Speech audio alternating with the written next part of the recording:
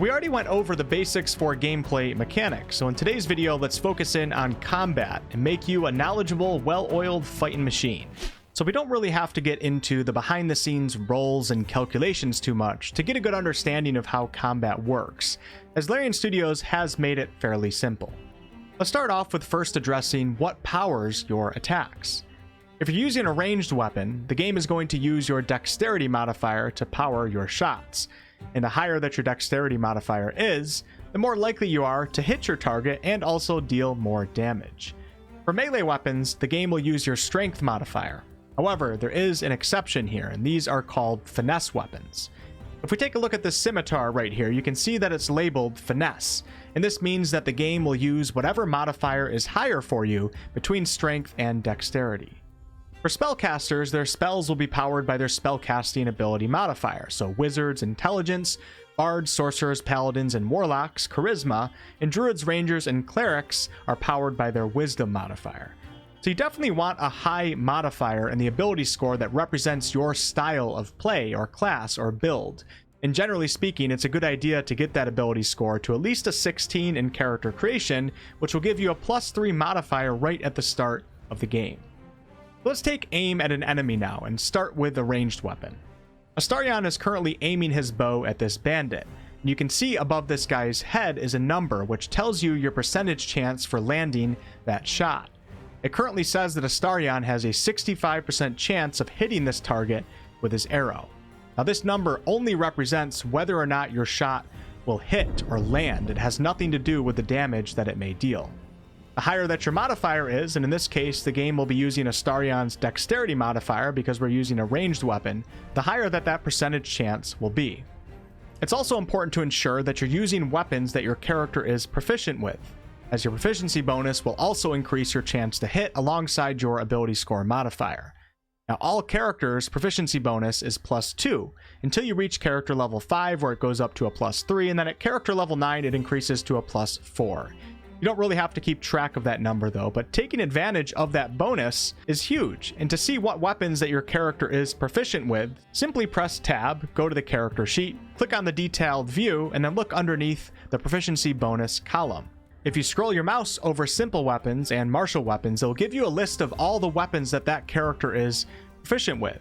Now, some classes, such as the fighter, ranger, and paladin, get proficiency in all simple and martial weapons, so you never have to worry about your proficiency bonus with those classes because all weapons that they use, you'll be getting that bonus with. Also, when selecting a weapon, at the bottom of that weapon's description, if you see this yellow triangle exclamation point, it's telling you that you're not proficient with that weapon for that particular character, so you won't be getting that proficiency bonus. Now, if you do want to see the behind-the-scenes calculations, simply click on your combat log and you'll notice that there is an attack roll where the game assigns you a random number between 1 and 20, added your proficiency bonus, and also added your ability score modifier, and then put that up against your target's armor class number, of which you must get equal to or greater than for your attack to land. So having a high ability modifier in the correct ability and also using weapons that you're proficient in is the most foundational way to ensure that you're getting the best chance to hit your target. On a similar subject, you're also going to want to wear armor that your character is proficient with, because if you wear armor that you're not proficient in, especially as a spellcaster, if I put medium armor on Gale right here, it grays out all of my spells. And this also includes helms that you may wear and also gloves and boots, so make sure to look at their description. Martial classes that wear armor that they're not proficient in, such as Astarion wearing medium armor right here, will have disadvantage on their rolls, so really important to know what you're wearing. Now, before combat begins or during combat, there are strategies and tactics that you can implement to get that number even higher. For example, simply hiding Astarion here in the shadows increases that 65% chance all the way up to 88% chance of landing that shot. That is a huge boost right there, and it simply comes from taking a shot while hidden. As you can see underneath the 88% chance to hit, it says advantage. And basically what that means is your character gets 2 rolls behind the scenes to attempt to land their attack instead of 1 behind the scenes roll. Now, getting 2 rolls and the game taking the better result is called having advantage. There are many other ways to gain advantage on your attacks. If you attack a prone enemy with a melee weapon with your melee attack, you'll have advantage. Using the sleep spell on an enemy will cause them to lay down. Throwing grease at your opponent's feet may cause them to slip and fall prone. there's plenty of spells and class features that may offer your party members to have advantage on their attacks, so make sure to read all of your spells and attacks descriptions. For example, Guiding Bolt right here, which is a cleric spell, deals radiant damage, but it also makes it so that the next attack roll against that target has advantage. So if you land a Guiding Bolt, whatever character attacks that opponent next will have a greatly increased chance of landing their attack. If you notice that you have disadvantage on your attack, which will show your percentage chance to hit in red, you want to try to, at the very least, nullify that. Right now, Astarion is out of range with his bow, so if I simply walk up a few feet, disadvantage goes away and my percentage chance to hit goes from 42% up to 65%.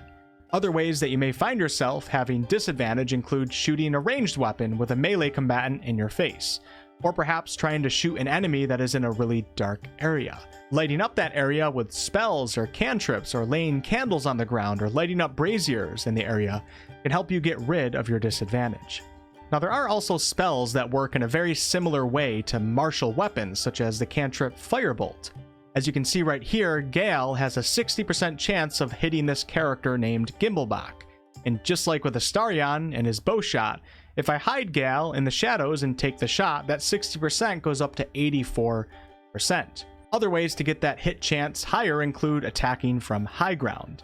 Take a look at this battleground right here. If I have the opportunity to start the battle with my party on the high ground, or at least my ranged characters on the high ground, I'm going to take that opportunity.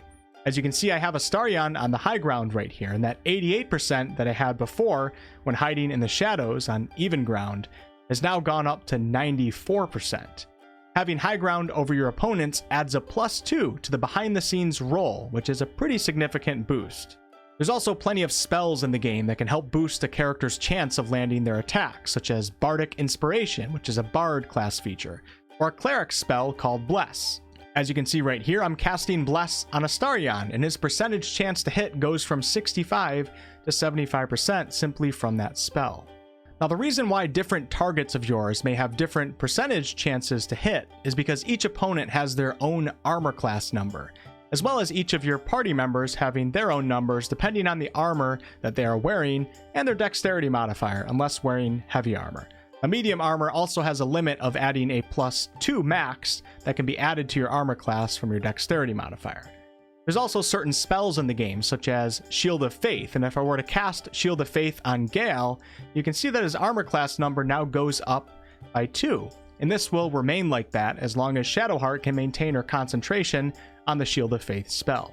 Now, taking a look at these two opponents, the Gnome has an AC of 14, and the Half-Elf has an AC of 13, and this is why Astarion's ranged attack has a 5% difference from the Gnome to the Half-Elf. Now, before we get into damage, there's also different types of spells that don't actually do an attack roll on an enemy, which is everything that we just talked about, but instead these spells will force their target or targets to do something called saving throws. If your opponent succeeds on this save, which is a behind the scenes roll, your spell may be mitigated or even outright denied. These types of spells tend to cause some sort of effect rather than just smacking into an opponent. So with the attack rolls that we previously talked about, we're attacking an enemy and trying to overcome their armor class. But with these types of spells, enemies are actually doing the rolling here, and they're trying to overcome our spell's power. No need to get into how that number is calculated, just know that your ability score modifier is added to your spell's power. So once again, the higher that modifier is, the more likely it is that your spells are going to take effect on your opponents. The game once again makes it pretty simple though, as it just shows you a percentage chance that spell will take effect when you take aim at an opponent. For example, if I were to use Command Drop to try to force this opponent to drop their weapon, the game is telling me that I have a 60% chance of that spell taking effect. If you want to get a little more advanced, take a look at your spell's description. Command is telling me that this enemy will have to do a Wisdom save in order to resist my command spell. If I then right-click on the enemy and inspect them, I can see what their Wisdom modifier is. Now, since this guy only has a 10 in Wisdom, which is a 0 modifier, my chance for success at 60% isn't too bad. If this guy had a 16 in Wisdom though, with a +3 modifier, Command would likely rarely succeed on this particular target, but perhaps another opponent on the battlefield has a lower Wisdom. You don't have to look into every opponent's scores, as you can just look at the percentage chance of success and then make the decision as to whether or not you want to cast that spell off of that percentage chance alone. Moving on to damage. If you take a look at your weapon's description, the game will tell you the range of damage that your weapon can deal. Shadowheart's mace, for example, will give me an RNG, random number generator, between the numbers of 2 and 7. In D&D terms, that is broken down by her weapon rolling one 6-sided die, so 1d6, and adding her strength modifier to that result. Her crossbow is between 2 and 9 damage, or one 8-sided die, 1d8 plus her strength modifier. If we take a look at my main character, who is wielding this great burning sword, my damage is between 6 and 19, because it's adding in the extra fire damage that this sword comes with. Now, if you successfully land an attack, the game will then do the behind-the-scenes damage roll, but you have to actually land the attack first. Your character's ability score modifier is also added to your damage. So with the sword right here, you can see that it says 2d6 plus 3. The sword has a base damage of 2d6, which translates to 2 to 12 damage, but I'm also getting an automatic plus 3 from my strength modifier added to that, because melee weapons use strength. And then, of course, the 1d4 fire damage is being added to that overall number, and that's 1 to 4 damage. So that makes the sword's range of damage a minimum of 6 and a maximum of 19. However, don't forget, if you do score a critical hit, which means you rolled a lucky 20 on your initial attack roll, your sword's base damage will be doubled. If that confused you, no worries. Just know that the lowest number showing on your weapon or spell is the lowest amount of damage that you can do if your attack actually lands. And the highest number is the max amount of damage that you can deal if the RNG goes perfectly. Now on to a few more quick things, and then we'll wrap this video up. So every round of combat, each character gets to use an action, which is represented by this green circle, a bonus action represented by this orange triangle, and a reaction. And if you have a reaction toggled on, it will show on the far right side, right on the top of your hotbar.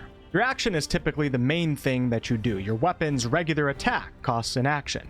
Most spells cost an action to use. Throwing items costs an action, and so on.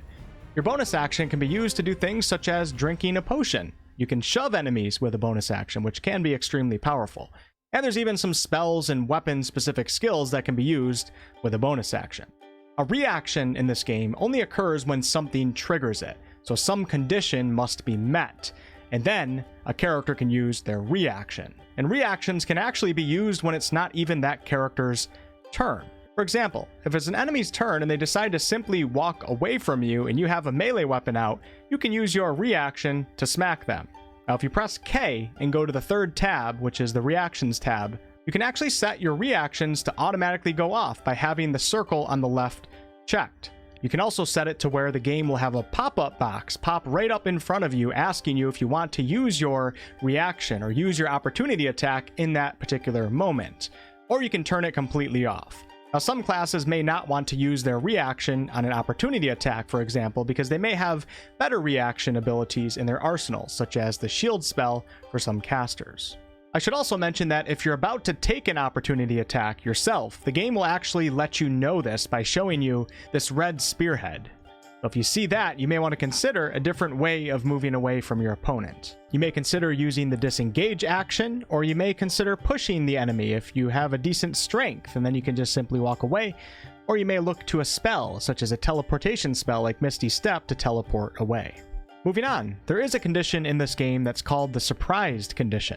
And if an opponent is surprised, the game will skip their first turn in the first round of combat. And you can achieve this by attacking an enemy that is unaware of your presence. Simply attack them, and then you'll see the surprised condition above their heads. And the game will then bring it right back to your turn, skipping them all on their first round of combat. It's a great way to start an encounter when you're fighting enemies that you are sure that you want to attack. Also note that when combat begins, the game will do a behind-the-scenes calculation or roll that determines the order of turns for all combatants. Your character's dexterity modifier is added to this behind-the-scenes roll or calculation, so the higher that your dexterity modifier is, the more likely you are to go earlier in the order of turns. Moving on to the environment, not to be overlooked. Check out a battlefield in its entirety, or even consider setting up a battlefield or battleground to your advantage, as there are various ways to manipulate the environment in your favor. blow up an oil barrel, shoot a burning chandelier down to the ground over your enemies' heads, or maybe shoot out the rope that is holding a concrete block for it to go smashing into the ground, killing several opponents, and also opening up a secret passageway. And the last topic of this video is going to be enemy resistances. When you inspect an enemy by right-clicking on them and hitting examine, or one of your characters, if there's something under the resistance column, you should take a look at that. For example, my character right here has resistance to fire damage, and therefore any fire damage that I take will be cut in half. If you see a red arrow pointing down, that means that a creature is vulnerable to a certain type of damage, which equates to taking double of that type of damage. And there's also some creatures that will be invulnerable. Your damage will be nullified if you use certain types of damage, so make sure to check this column. To know what type of damage that your weapon or your spell actually does, just look at the spell's description or the weapon's description. Guiding Bolt does radiant damage, and Shadowheart's Mace does bludgeoning damage. Thank you all so much for watching. I hope this video was helpful, and plenty of more Baldur's Gate 3 content on the way, and also plenty of content already on the channel. I'll catch you on the next one.